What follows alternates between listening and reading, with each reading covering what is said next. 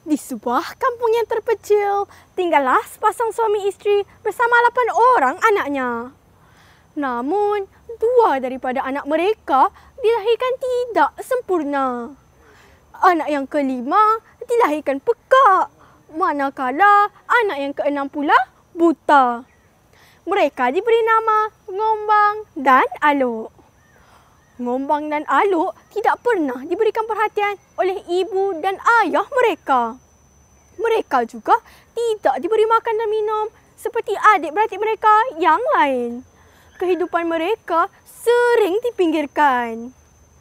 Pada suatu malam, Ngombang berkata kepada Aluk, "Aluk, apa kata kita pergi ke gudang harta raja dan ambil sedikit beras?"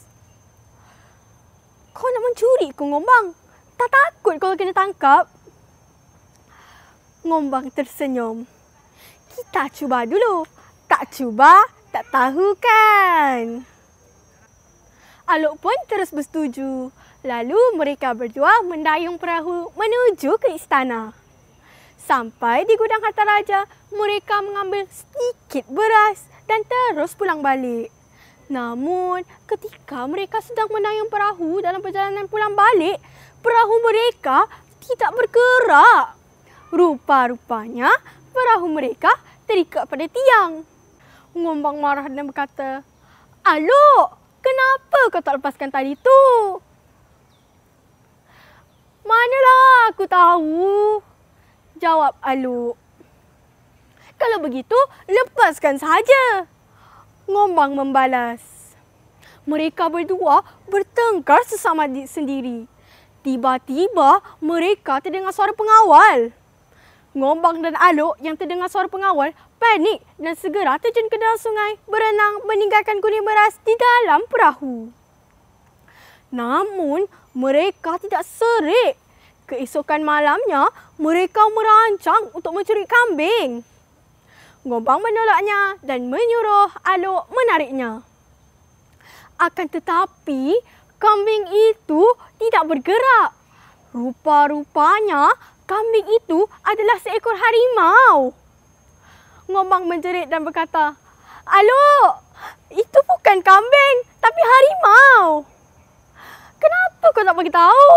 Aku kan buta," jawab Aluk.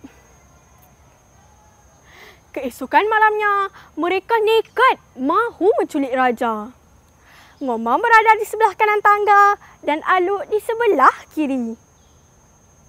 "Psst, psst. Aluk, raja sudah turun."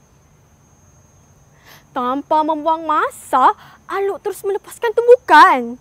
Malangnya, yang ditumbuknya itu bukanlah raja, tetapi dia telah menumbuk Ngombang. Ngombang menjerit kesakitan. "Aduh, Aluk, kenapa kau tumbuk aku?" Jeritan itu membuat raja terjaga. Baginda segera menitahkan pegawai baginda untuk menangkap mereka. "Pegawai, tangkap mereka!"